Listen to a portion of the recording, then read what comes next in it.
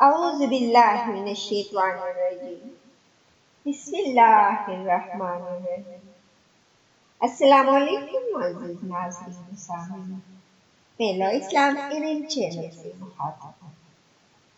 ناظرین کرام، آج میں آپ کو ایک ہوشیار بادشاہ کی کہانی سناتی ہوں۔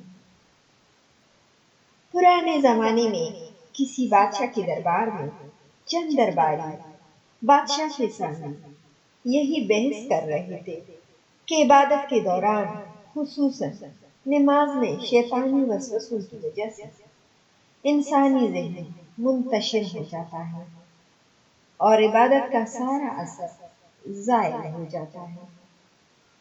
لیکن بادشاہ اس بات سے انکار کر رہے تھے اور انہوں نے کہا کہ اگر انسان کے شعور میں اللہ تعالیٰ کی عزت و عظمت، جنت و دوزخ، جزا اور سزا کی ذرا سی بھی اہمیت ہو تو وہ کبھی بھی ایسے حالات کو پیدا نہیں ہونے دے سکتا۔ لیکن لوگ نہیں مانتے تھے اور کہا کہ بادشاہ سلام، سب لوگوں کے ساتھ ایسا ہوتا ہے کہ کوئی جب بھی نماز پڑھتا ہے تو دنیا کے کام یاد آ جاتے ہیں اور ہم ان کی فکر میں لگ جاتے ہیں، گھر کے حالات پر نظر ڈالتے ہیں، ہم دنیاوی سوچوں کی وجہ سے نماز پڑھنے میں دشواری محسوس کرتے ہیں۔ لیکن بادشاہ نے ان سب کا یقین نہیں کیا اور کہا کہ ان سب چیزوں میں آپ لوگوں کا قصور ہے۔ اگر آپ توجہ اللہ کی طرف کریں گے تو نماز غلط نہیں ہوگا۔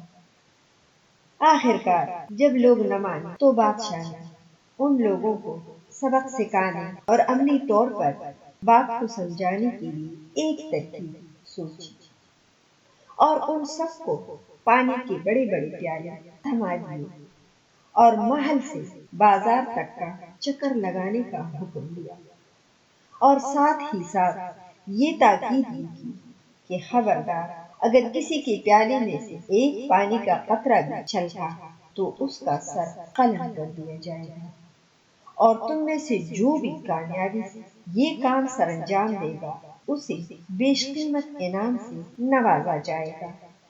حکم کی ملتی ہی وہ بحث کرنے والے درباری اپنے اپنے پیالے کے ہمراہ بازار کا چکر لگانے کے لیے نکل پڑے اور ان کے ساتھ ساتھ بادشاہ کے حکم پر ایک ایک جلاد بھی ساتھ ہو لیا کہ اگر کسی کے پیالے میں سے ایک قطرہ بھی پانی کا گرے گا تو جلاد اسی وقت ان کا سر قلم کرے گا۔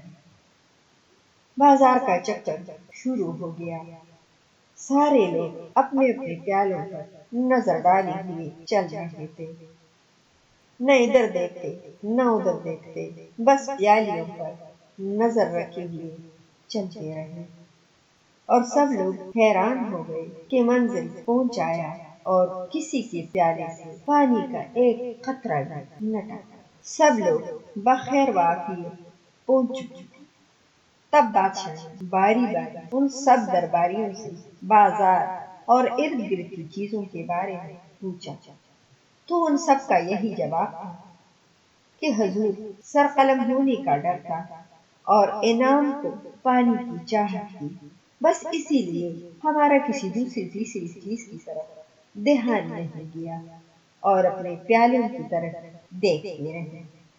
بادشاہ نے مسکرا کر کہا کہ یہی تو میں آپ کو سمجھانے کی کوشش کر رہا تھا۔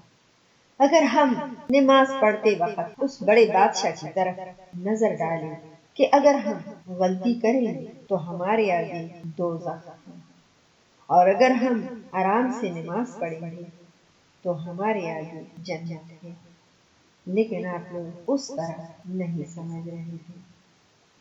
درباریوں نے نگاہیں نیچے کر دی اور کہا، بادشاہ سلام، آپ نے ہم کو بہت اچھا مثال پیش کر دیا اور انشاءاللہ اب آئندہ ہماری نمازوں میں کوئی غلطی نہیں ہوگی۔ ناظرین کرام، یہ سچ ہے کہ موت کا خوف بہت خطرناک ہے، لیکن ہم سب کو ایک دن مرنا ہے، ایک دن اللہ کے سامنے جانا ہے۔